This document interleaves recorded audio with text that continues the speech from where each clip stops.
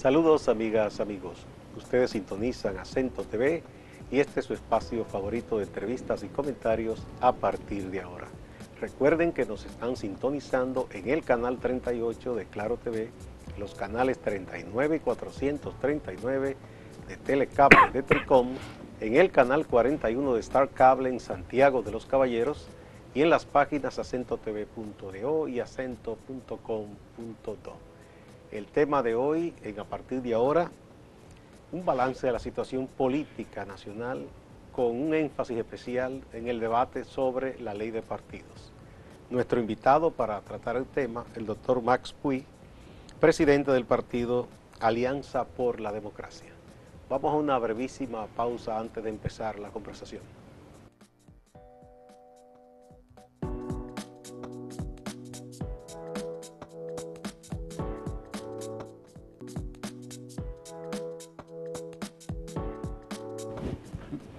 Bien, gracias por acompañarnos. Como anunciamos, nos acompaña el doctor Max Puy, presidente del partido Alianza por la Democracia. Bueno, doctor, vamos a empezar con este debate que se está dando sobre la ley de partidos. Una ley que tiene mucho que ver con la decisión que toma el PLD, nos guste o no, por el peso de ese partido, sobre todo en el Congreso Nacional, además del peso en la vida política nacional. ¿Cuál es la posición de Alianza por la Democracia? Bueno, yo voy a responder a la pregunta, pero yo quisiera situarla en el contexto político. Perfecto. Y realmente el último año, diríamos de un año acá, podemos decir, estamos en septiembre, de septiembre a septiembre, ha habido dos rasgos fundamentales en la política dominicana. Este ha sido un año de destape de la corrupción. No digo de la corrupción, porque corrupción ha habido en todos los años anteriores, pero es el año en que la corrupción se desbordó. Ha aparecido a la luz, a los ojos de todos, de una manera tan evidente que nadie la puede ocultar. Y eso tiene un momento tope, ¿verdad? Un cenit, ¿verdad? Que es el momento en que la empresa Odebrecht hace su confesión ante una corte del estado de Nueva York. Y a partir de ahí, bueno, pues aparecen con más fuerza los otros grandes casos de corrupción. Entonces, lo de OISOE adquiere mayor realce, lo del CEA, lo de los tucanos, en fin, es decir, lo del Corde y los tres brazos, en fin, toda una serie de casos que ya estaban ahí, pero que han sido vistos con otros ojos a partir del caso Odebrecht. Entonces, eso ha marcado este año. Este ha sido un año, se quiere, cuando digo el destape de la corrupción, ha sido un año también de deslegitimación del gobierno. Un gobierno que pierde legitimidad y que ya había perdido legitimidad a los ojos de la oposición por la manera en que se habían desenvuelto las elecciones del 15 de mayo del año pasado. Entonces, un gobierno que arranca con una precaria legitimidad por lo que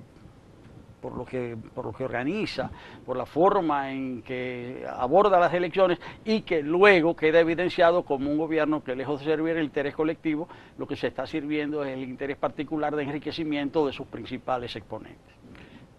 Yo creo que ese es el primer rasgo. Y el segundo rasgo es que este ha sido un año de gran despertar ciudadano, es decir, un año de grandes esperanzas. Se podrá decir lo que se quiera de la Marcha Verde como movimiento, discutir que si esto, que si aquello, que si va a ser partido, que si no, se puede discutir lo que sea. Lo que es incontestable es que ese movimiento ha representado la expresión de un número importante y cada vez más creciente de ciudadanos y ciudadanas que quieren, ponerle un tope a la corrupción y ponerle fin a la impunidad. Y eso unido a ese destape de la corrupción y a ese proceso de deslegitimación del gobierno y del partido de gobierno, pues son las que nos llevan a la situación actual. Es dentro de ese contexto que se está discutiendo el tema de la ley de partidos, que no es la más importante es la ley electoral. Porque la ley electoral es la ley marco, es la ley general. La ley de partidos podría ser como parte de la ley electoral. En algunos países hay una sola ley. Es decir, el tema de los partidos es un elemento dentro del sistema político electoral de un país. Ahora, ¿qué se está discutiendo cuando se plantea la discusión de la ley electoral y la ley de partidos? Lo que se está discutiendo es si en la República Dominicana vamos a tener la posibilidad de realizar elecciones que puedan ser consideradas libres, democráticas y justas en el año 2020. Eso es lo que se está discutiendo, no es otra cosa. Porque si nosotros abordamos las elecciones en el mismo contexto jurídico institucional del año pasado, pues no vamos a tener unas elecciones libres, democráticas y justas, y por consiguiente aceptadas por todos los actores y entendidas como legítimas por la ciudadanía. Entonces, la discusión de la ley lleva a eso, porque también si se elaboran leyes que lo que pretendan sea simplemente cubrir las apariencias, cambiarlo todo para que todo quede igual, pues tampoco vamos a lograr ese objetivo de tener elecciones libres, democráticas y justas. No es cualquier ley que se necesita. No es cualquier ley, pero ese es el tema, eso es lo que estamos discutiendo. No es otra cosa, porque discutir una ley, hay tantas leyes y se cumplen y no se cumplen, no.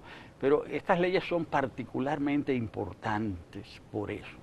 Y lo cierto es que el ordenamiento jurídico en el país está montado para que los grupos que detentan el control, los grupos que mandan, sigan mandando.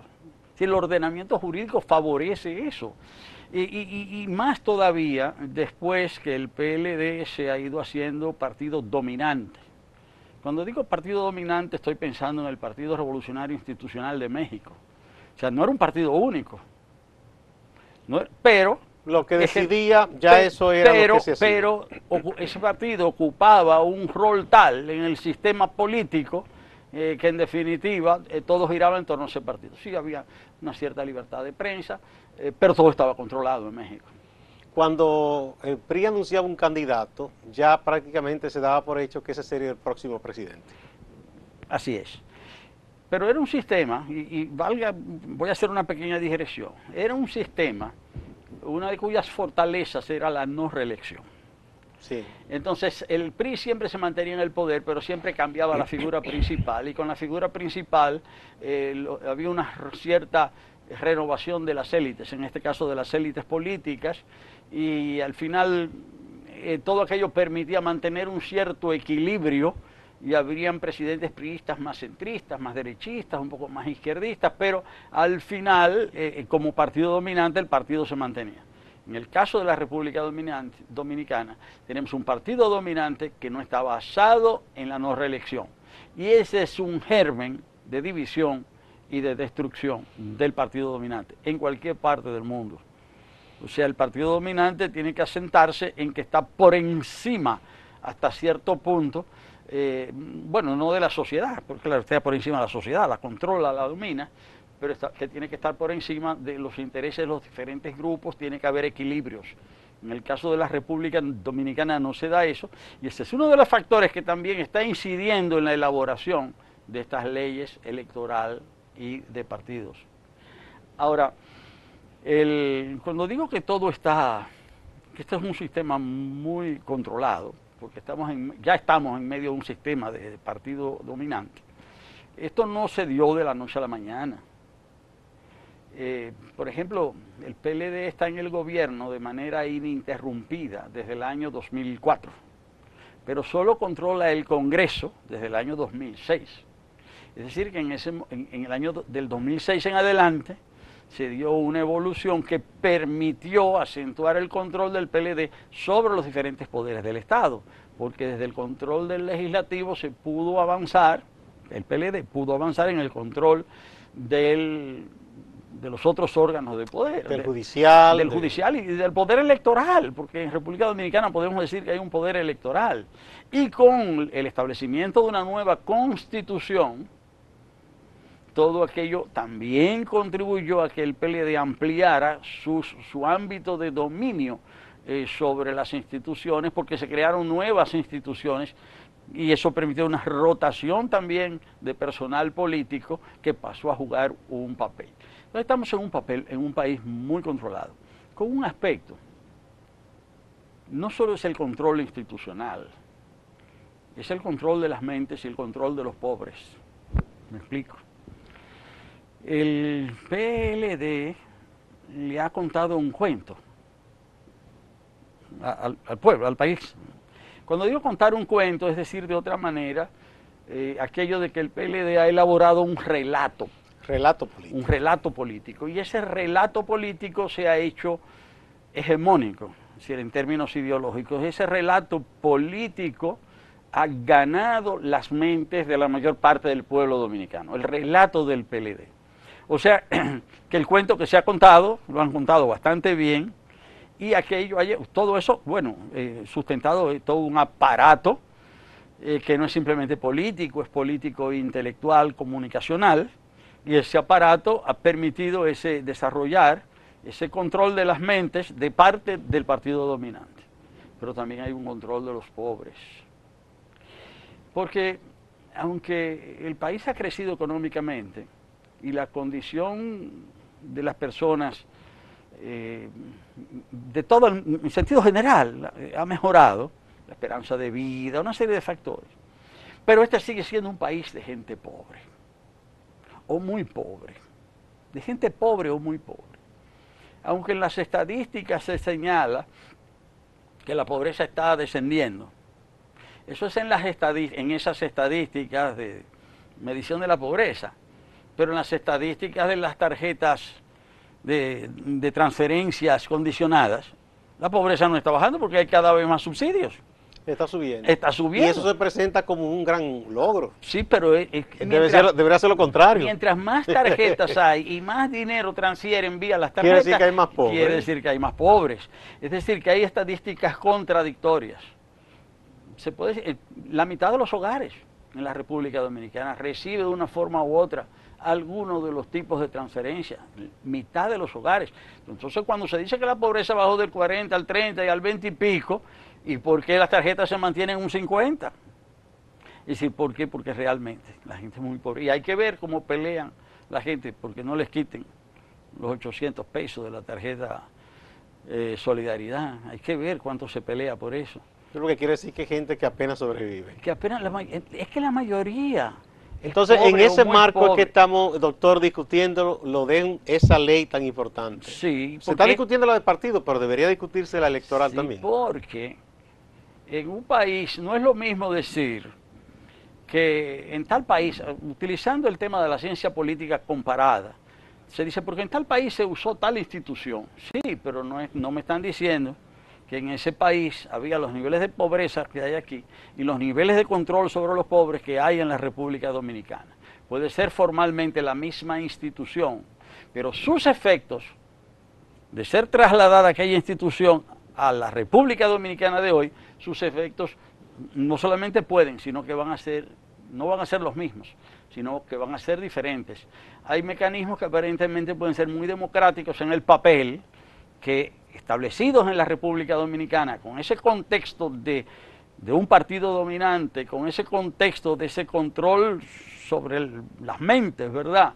Es decir, esa imposición del relato, y también con los tremendos niveles de pobreza y de control sobre los pobres, entonces, si se establecen esos mecanismos en la República Dominicana, lejos de constituir o representar un paso de avance en el desarrollo democrático de la República Dominicana, pueden representar paradójicamente nuevas formas de control y dominación. Podríamos situar en una modalidad así que se importaría a otro lugar, por ejemplo, las elecciones abiertas. Claro que sí. Ya estoy pensando en las primarias abiertas, cuando digo esto. Porque aparentemente lo de las primarias abiertas es súper democrático, que todo el mundo ponga a los candidatos de todos los partidos. Muy bien, parece bonito, ¿no?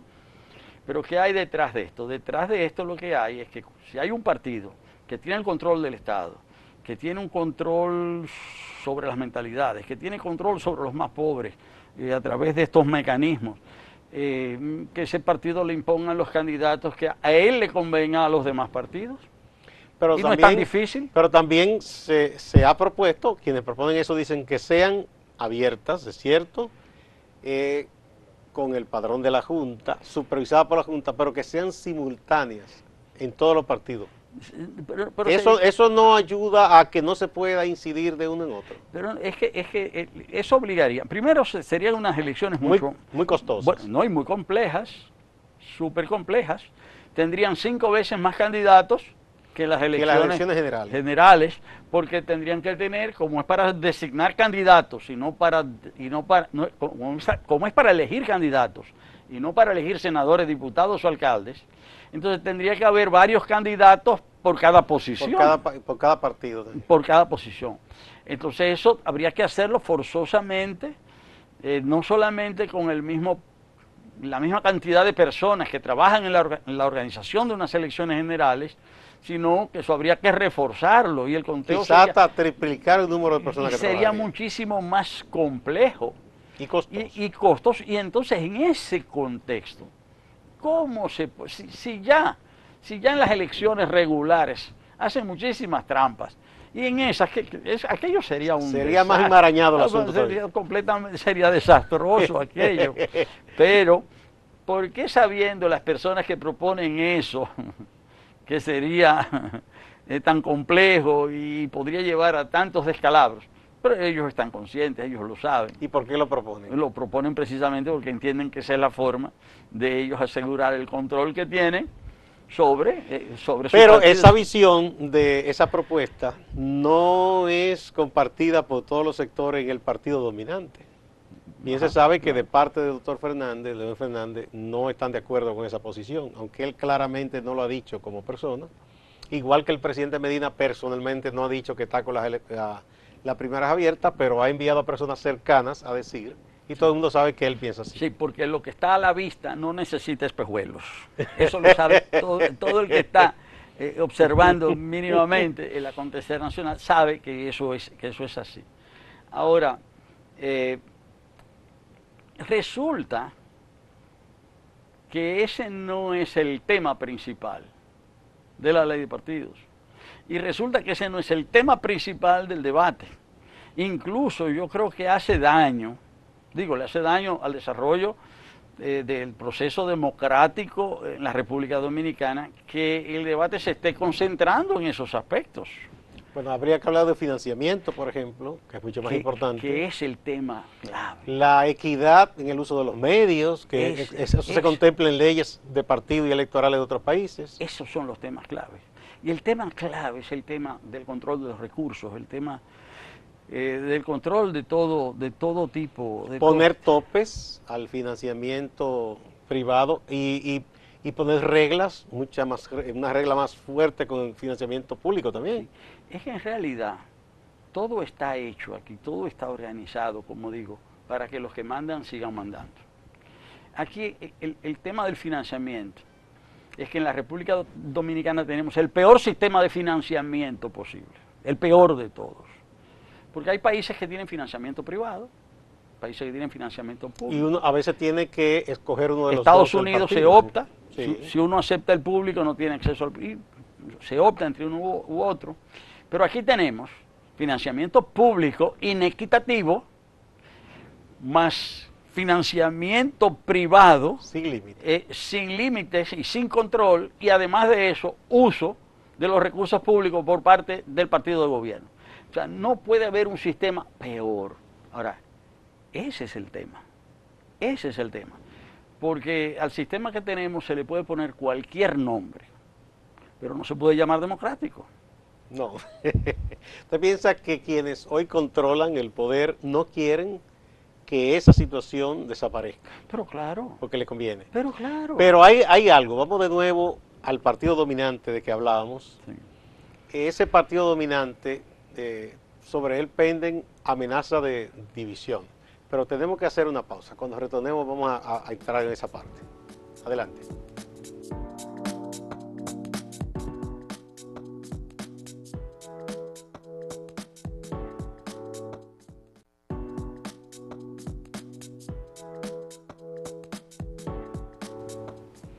Continuamos con el doctor Max Puy, presidente del partido Alianza por la Democracia.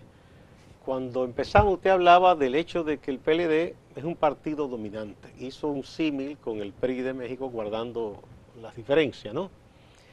Y yo digo que el comité político específicamente es una especie de senado romano aquí, porque cuando se reúne y decide algo, por más que se opongan otros sectores, finalmente es lo que se impone a la vida pública. Ellos controlan el Congreso, controlan todo, ahí vimos lo de la reelección. Sin embargo, en esta ocasión, y ya hubo una reunión pasada del comité político, y no se pudo acordar una posición respecto a la ley de partido y específicamente con esto de que si primarias abiertas, cerradas y todas estas cosas. Y es evidente que hay contradicciones en el punto de vista del presidente de la República y el punto de vista del expresidente Leonel Fernández. No está llegando a su fin ese dominio de partido único porque se están viendo señales de una posible división. Yo no me atrevería a hacer predicciones o pronósticos con respecto al tema, aunque sí entiendo que hay diferencias muy serias.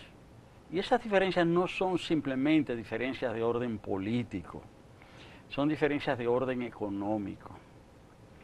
Estamos muy lejos de aquel momento en que el maestro, si me refiero al profesor Juan Bosch, dijo que no habrá un PLDista que se enriquezca con el uso de los fondos públicos. No, ahora lo que es difícil es encontrar uno que no se haya enriquecido. O sea, eso es lo difícil ahora. Y la lucha por el control de los medios de enriquecimiento es un elemento fundamental para entender los conflictos que se dan dentro del partido dominante. O sea, no es una lucha de posición política. Bueno, es de posiciones políticas, pero por la ventaja que trae. Pero se entiende, sí, por la ventaja que trae, pero además la acumulación de recursos también garantiza la permanencia, la reproducción y el poder. La reproducción y el poder. Y cuando se escriba la historia, ¿verdad?, en el futuro, los historiadores, y cuando hagan análisis, yo creo que cuando analicen el manejo económico del PLD en el gobierno, tendrán que establecer una diferencia entre la etapa de la primera acumulación morada y la etapa de la segunda acumulación morada. ¿Y cuál fue la primera y cuál es la segunda? Bueno, yo creo que tienen nombres y apellidos. Es decir, yo pienso que, porque no se trata simplemente de personas, sino de equipos, de grupos. Yo entiendo que cuando el presidente Medina asumió el gobierno, dio la impresión de que dejaba en posiciones importantes a muchos de los integrantes del equipo anterior. Esa era la apariencia. En realidad, él estaba tomando el control, desde el primer momento toma el control de aquellas instancias del poder que en ese momento le iban a permitir la acumulación rápida de recursos a su equipo.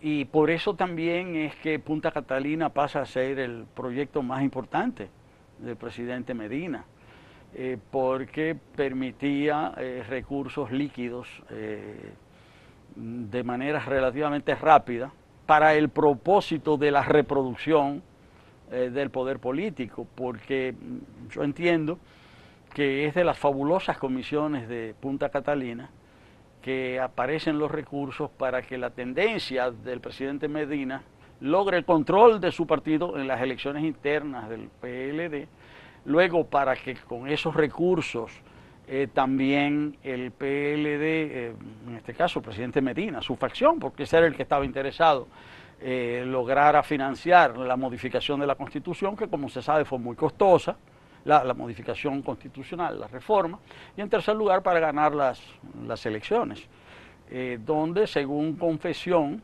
de uno de los principales ministros de los dos gobiernos PLDistas, el ingeniero Montaz, él señaló explícitamente que él había sido el intermediario para recibir recursos de la empresa Odebrecht para las campañas electorales del PLD en las elecciones de 2008, 2012 y 2016. Y claro, con eso lo que estaba haciendo era pretendiendo justificar el por qué él había sido inculpado. O sea, que en este tema, en un país donde las elecciones se ganan con dinero, ¿verdad?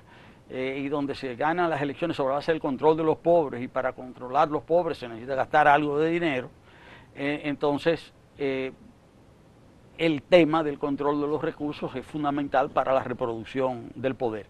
Y yo pienso que muchos de los conflictos que se han dado y se siguen dando entre las dos, como se les quiera llamar, tendencias o fracciones, ¿verdad?, en que está escindido hoy en los hechos el PLD, tiene que ver por el control de los recursos, por el manejo de los recursos. Ahora, a pesar de que entiendo sí que estos conflictos pueden ser, en algunos casos pueden conducir a tensiones muy graves, yo no me atrevería a ponerle fecha a una fractura del partido dominante, porque los intereses que los mantienen cohesionados también son muy fuertes.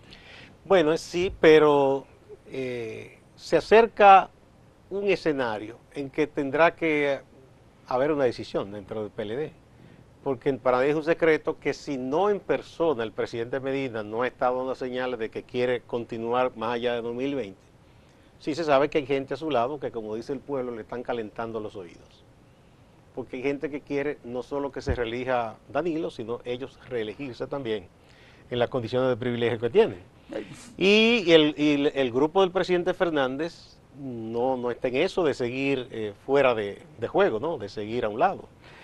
Sí, está claro que el presidente Medina, a mi juicio, a mis ojos, porque no todo el mundo tiene la misma opinión, pero para mí está claro que el presidente Medina está trabajando para modificar la Constitución de nuevo y hacerse reelegir otra vez. Puedo estar equivocado, pero yo hasta hoy estoy convencido de eso. ¿Y eso no plantearía una ruptura? Bueno, eso va a depender ya de la reacción y del temperamento del presidente Fernández, fundamentalmente, creo. Porque sí, yo creo que sus partidarios lo están alentando, ¿verdad? También, para que... Sí, ellos dicen que esta vez no puede quedarse a un lado. Para que tome cartas en el asunto, pero en definitiva la decisión final la va a tomar el expresidente Fernández, y como él, ¿verdad?, valorará todos los elementos desde su punto de vista, todos los elementos en juego, pero pienso que esa valoración y su temperamento decidirán el curso de los acontecimientos. Bueno, también se ha observado que en muchas instancias del Estado, el presidente Medina fue poco a poco sustituyendo a personas que se entendía que eran leales al expresidente Fernández, o por lo menos que no eran personas que habían mostrado claramente una simpatía hacia él, hacia el grupo de Danilo Medina, y él los fue sustituyendo. En la medida en que llegó el tiempo de cambio, Cámara de Cuentas, se hizo un cambio de personas. Tribunal Electoral ahora, y la Junta Central Electoral. ¿Cómo serán ustedes esos cambios? ¿Ustedes piensan que con este Tribunal Electoral y con esa Junta hay más garantía que con la pasada, pasado Tribunal, pasada Junta? Como yo dije hace un momento, el sistema está montado para que los que mandan sigan mandando. Es decir, esto es estructural. Es decir, es formal nada más. No, digo, las leyes están... Bueno, digo, yo decía, el cambio es de forma nada más. Las leyes están hechas, es decir, todo esto está porque esto está muy bien organizado, todo esto está organizado para mantener el control. Esta es una sociedad bajo control, esta es una sociedad controlada. Y dentro de ese control, vuelvo y señalo también que dentro del propio partido dominante un equipo ha sustituido a otro equipo, no solamente una persona que ha sustituido a otra persona, y dentro de ese proceso pues se dan casos de rotación, ¿verdad?, de personas que pasan a ocupar una función y otra, y la función en este caso de la oposición, porque yo hablo desde la oposición, o sea, yo soy el presidente de un partido político y ese partido político ha definido una línea de oposición. El interés nuestro es crear condiciones para que podamos vivir dentro de un sistema democrático. Es decir, nosotros lo que estamos tratando es de hacer valer los espacios democráticos. Y en ese sentido hemos reclamado que el tribunal, la Junta Central Electoral y el Tribunal Superior Electoral estuviesen formados, integrados por personas independientes, que no fuesen escogidos por sus preferencias políticas. En ese sentido nosotros tuvimos una ganancia de causa parcial, es decir, porque personas que estaban muy marcadas por su adscripción al partido de gobierno, pues nosotros planteábamos que no podían seguir. En parte logramos nuestro objetivo, en parte, pero también hay que entender que muchos de los seleccionados lo fueron por sus preferencias políticas.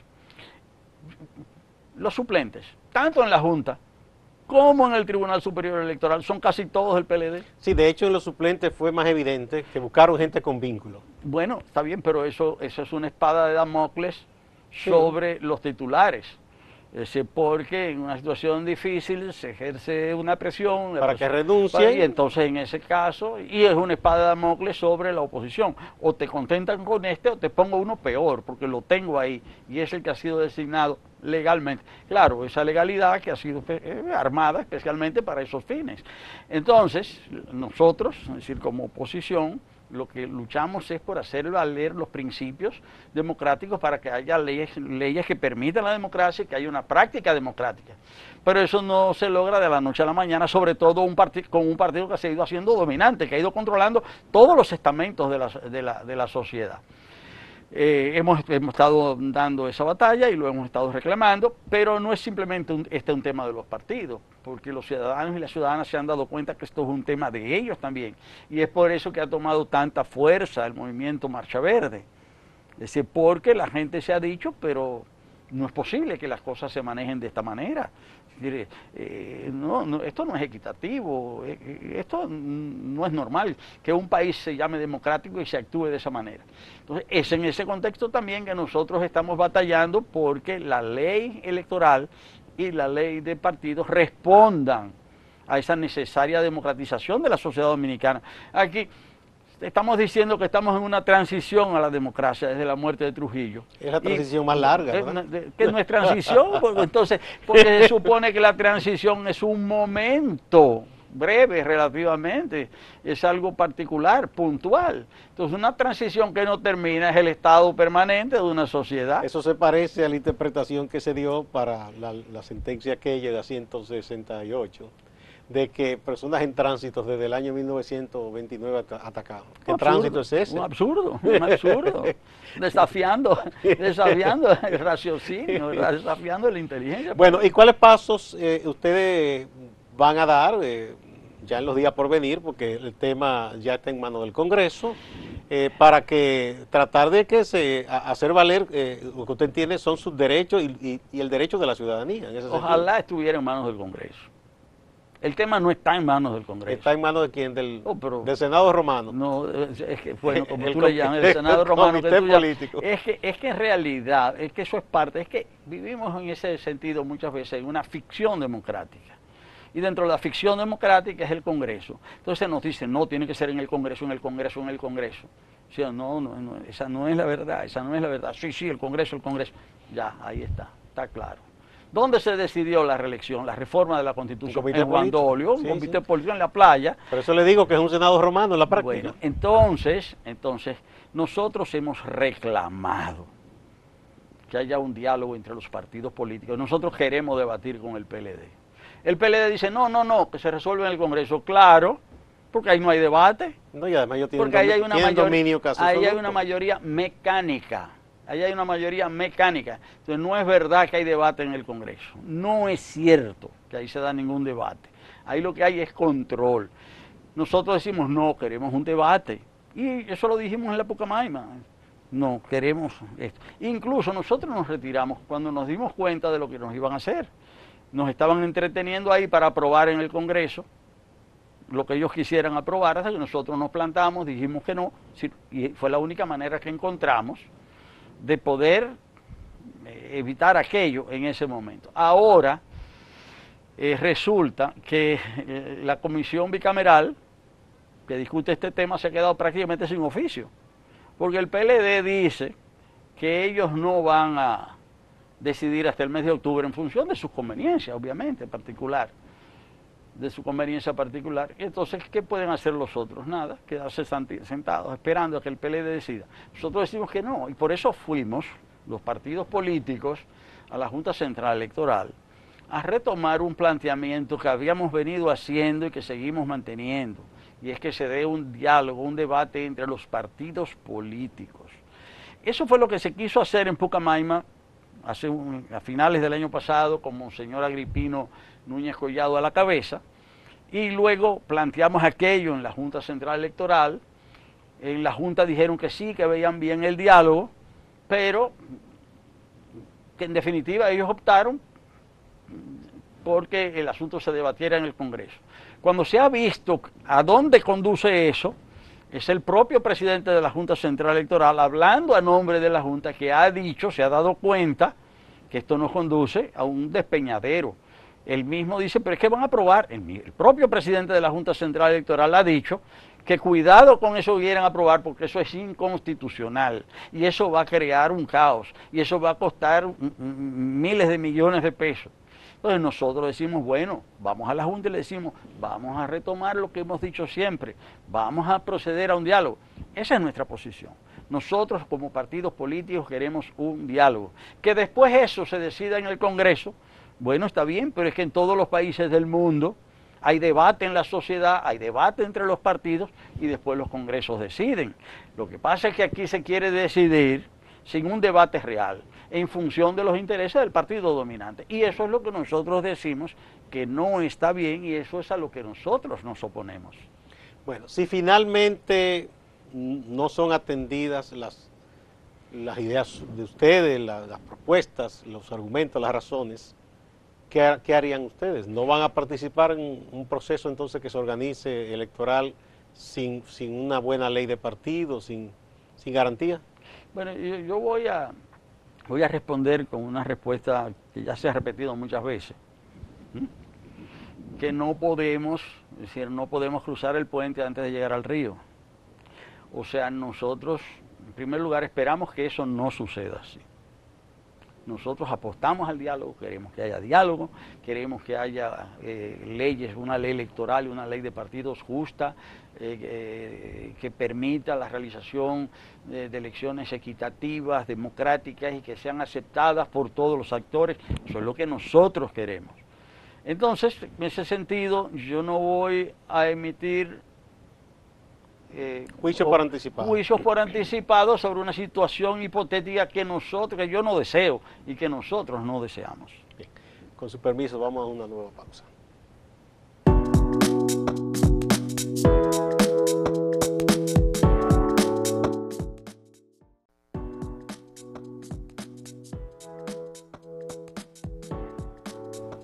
Gracias por continuar en A Partir de Ahora. Estamos conversando con el doctor Max Puy, presidente de Alianza por la Democracia.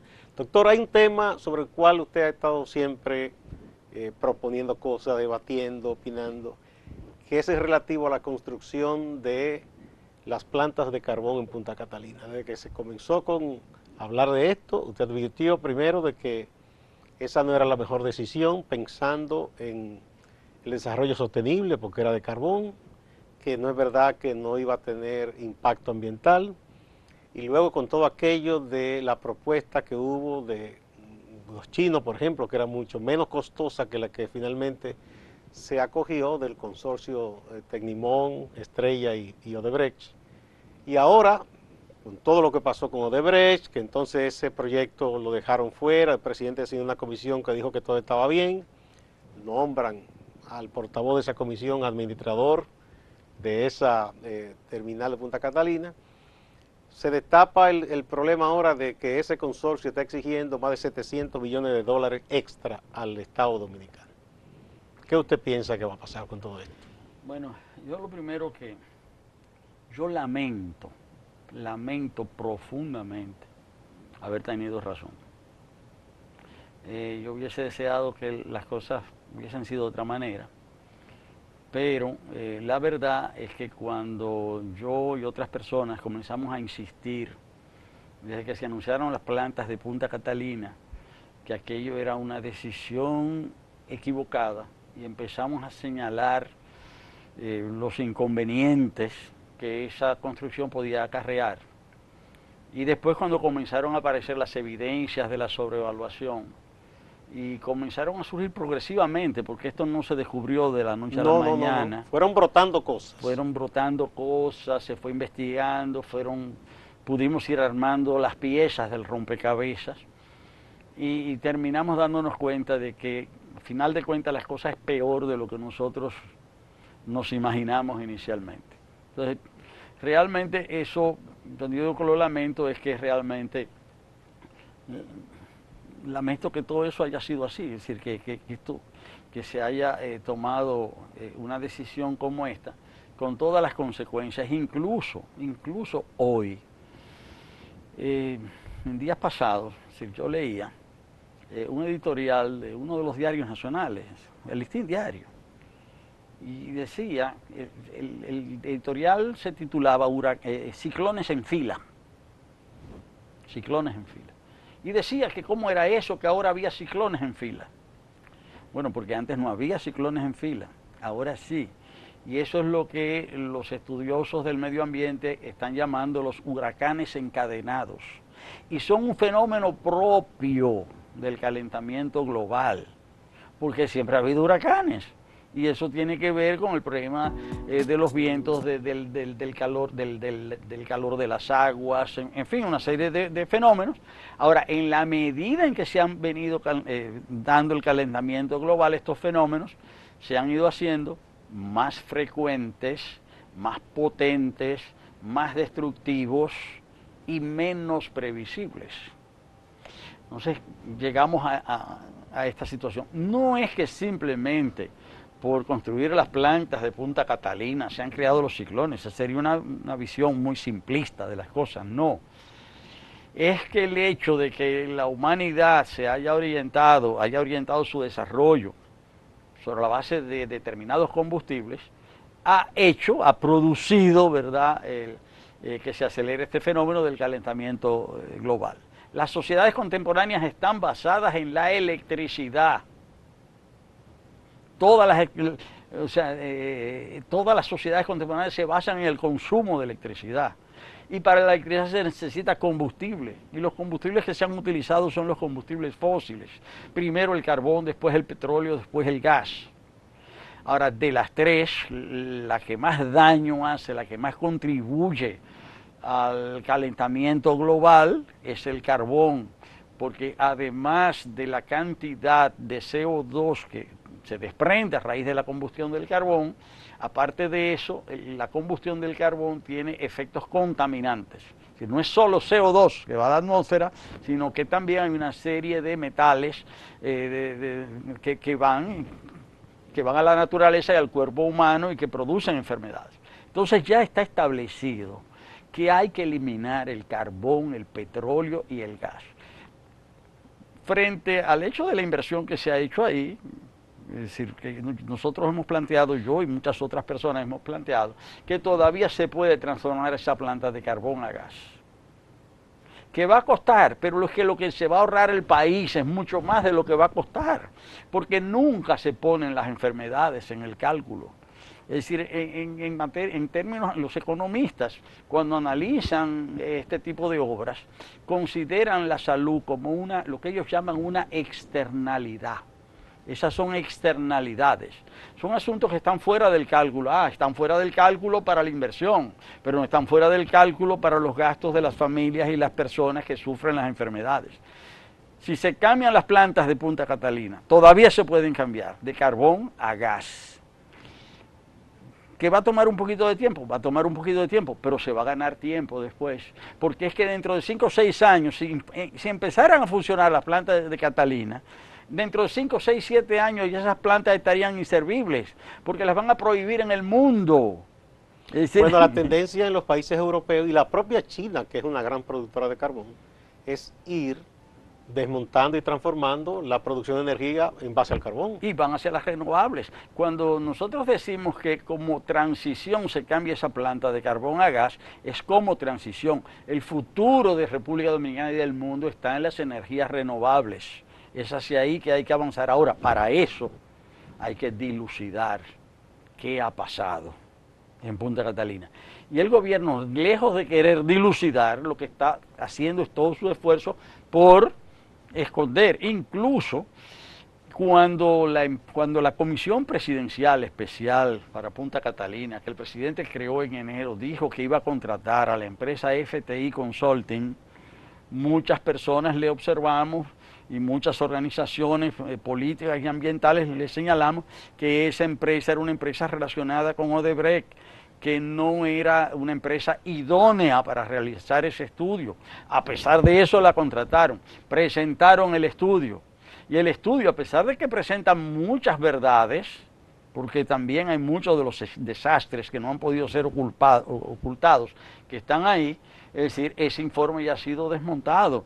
Hay profesionales muy competentes del país, el ingeniero Santaella, el señor Juan Lladó, el ingeniero Almonte, es decir, profesional, el ingeniero Moreno San Juan, es decir, profesionales muy calificados en su área profesional e independientemente de sus preferencias o adscripciones partidarias, han señalado los errores del informe mismo presidencial, y esos errores, ¿quién los provocó?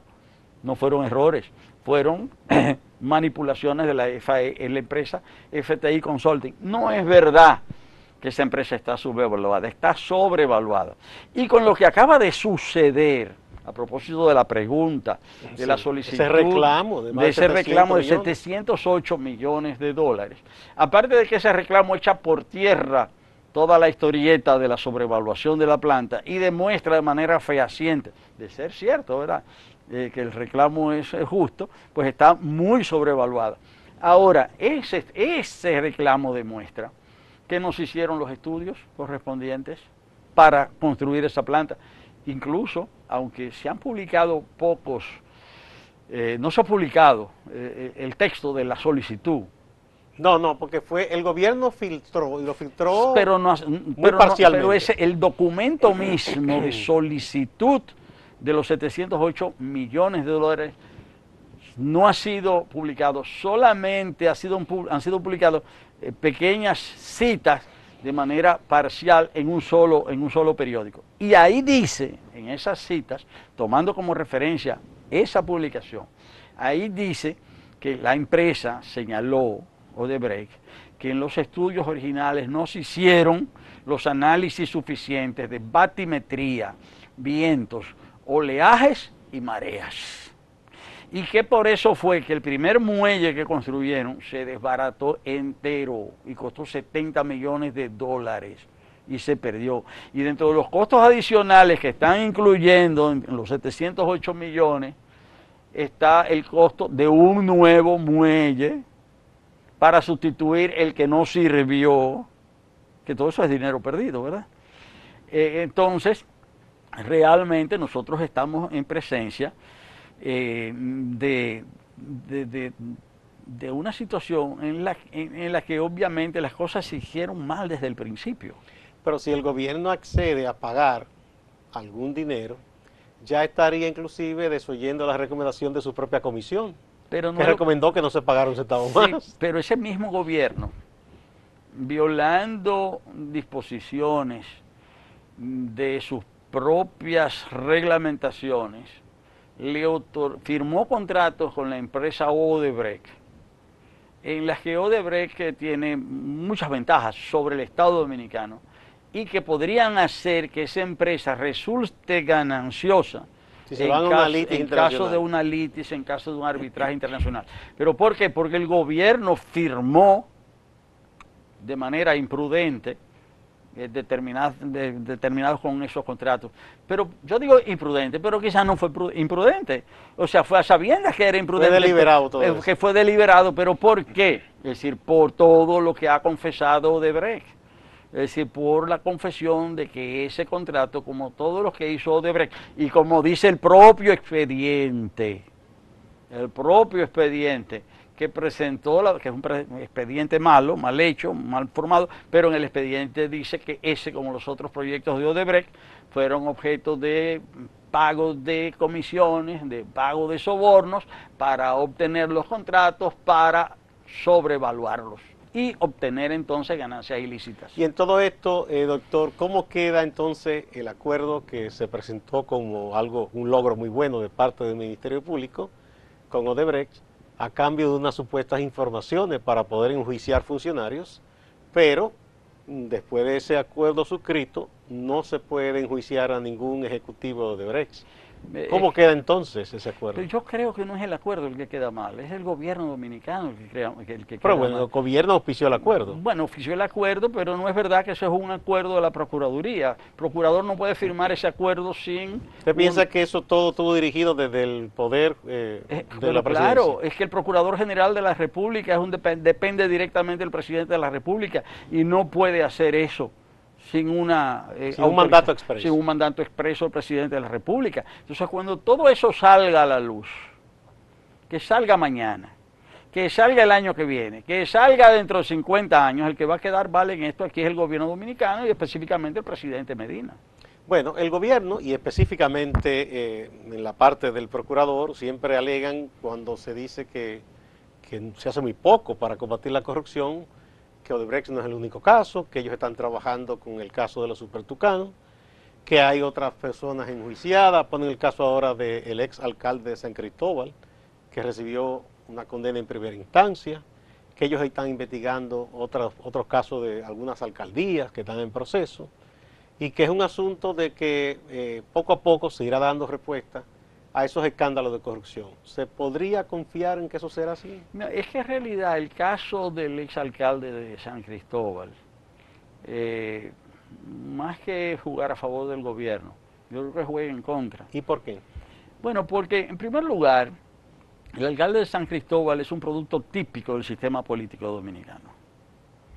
Es decir, una persona que logra cierto relieve por su desempeño en el área deportiva, adquiere popularidad, y entonces a partir de ahí los propios ven que esta persona tiene debilidades, lo llaman, lo sonsacan y pasa por los tres partidos principales del sistema.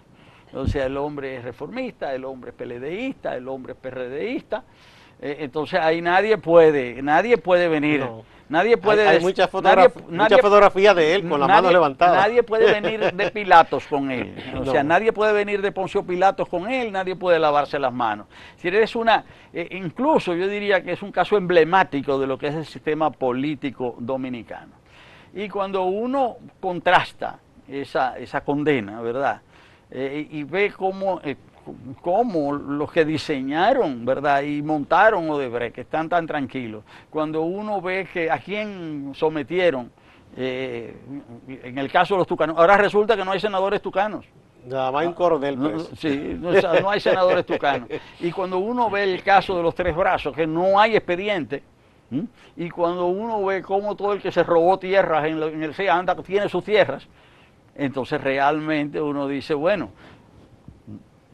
yo jamás voy a ponerme a defender al señor alcalde de San Cristóbal. Obviamente que él no lo hizo bien, y en este caso, bueno, parece que hay unas evidencias tales que han producido ese desenlace judicial, pero no me venga nadie a decir que el único corrupto en la República Dominicana es ese señor. Por Dios, no, eso no es verdad, eso no es verdad. Bien, doctor, muchísimas gracias por venir aquí a partir de ahora y a Centro TV. Como siempre, muy interesante su participación. En cualquier otro momento le llamamos de nuevo para pasar balance a lo que está ocurriendo en nuestro país y ojalá que esos esfuerzos por la democracia caminen con buen viento. Amigas, amigos, no se vayan, que hay más en Acento TV.